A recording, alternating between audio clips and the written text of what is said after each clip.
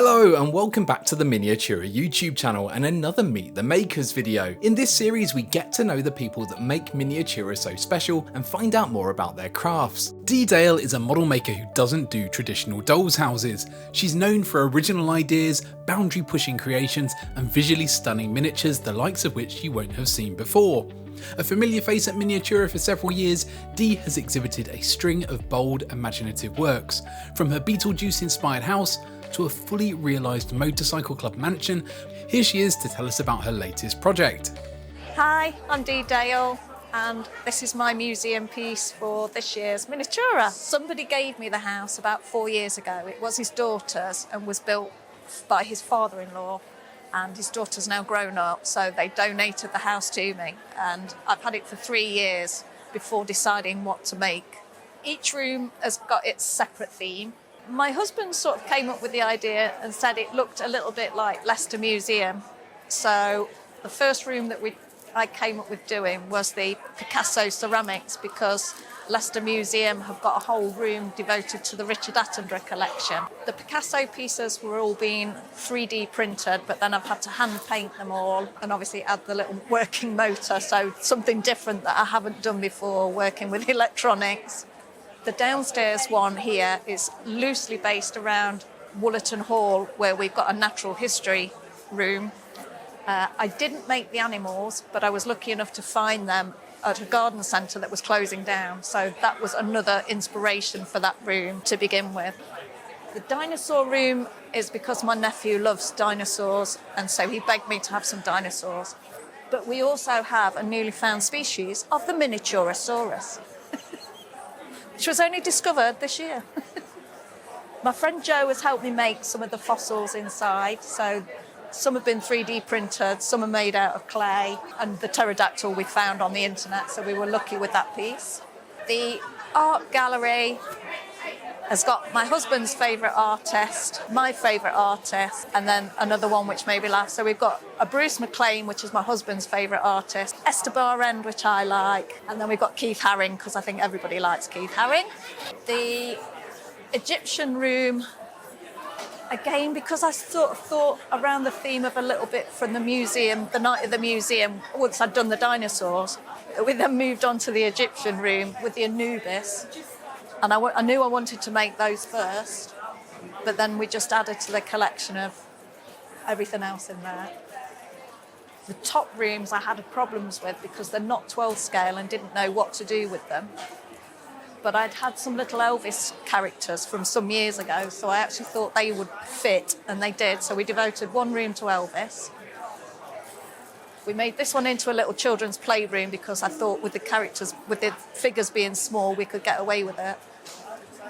And I actually hadn't managed to finish this room in time for the exhibition. So I've just added some more dirt to it and added some tools in it, and it now looks like it's been staged like that. The roof, I was a bit upset because I hadn't managed to finish it in time for today. So my husband said to put some solar panels on, and it would completely disguise the fact that it wasn't finished. And I think I've managed to pull it off. And down to the front, even down to 3 weeks ago, I actually didn't know that the house had a front garden. I just thought it had a drawer. And I only opened the drawer 3 weeks ago to find there was a whole hidden garden, which I've suddenly had to clean up and do something with again, ready for today. I've been making miniatures for about 6 years or so, maybe 7. And so I think people now realise. So I've been given 3 dolls' houses in the past now. I think once people grow out of them or don't know what to do with them, somebody always mentions to give it to me, and then I'll go and turn it into something else. This one's taken me about a year, just under a year, because I hadn't even thought about this at Miniatura last year, so it's been done since. I just find it relaxing. I like the challenge of coming up with an idea and then going, how can I actually make that or achieve it? Sometimes I think some of my ideas are a bit wild, and then it's how can you actually pull that off. Some of the hardest to make have been the Picasso collection, because I was new to resin 3D printing, and I didn't realise how well you have to rinse the items. So I had made quite a few of the pieces, came back to them about 3 weeks later, and they'd actually exploded So I had to redesign the pieces so that I could clean them better to then be able to paint them and get them to the stage that they are today. I would always say to anybody starting, just go for it, just challenge yourself.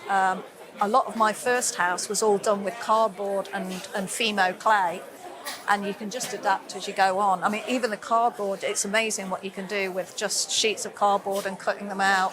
Once you've painted them and you can't tell it's cardboard any longer. So just always go for it and see what you can come up with. I don't want to be a traditionalist when it comes to dolls' houses. That's not my style. I'm not into the Edwardian, Victorian, and I'm not really even into the dolls. So I've always wanted to create something that's unique and different, and hopefully that somebody hasn't done before. I do look on the internet a lot, and I'm always a little bit wary until I've finished my house, not to put my own on, because I don't like somebody copying me until it's finished. Once it's finished, you're welcome to copy it. But yeah, I think it's nice to lead with your ideas and not to copy everybody else's. This will be my 4th time exhibiting at Miniatura. Probably about 8, 10, 12 times that I've actually visited just to buy things and be a visitor. I love Miniatura. I love the people. Everybody is so friendly. I would definitely recommend everybody to come and visit.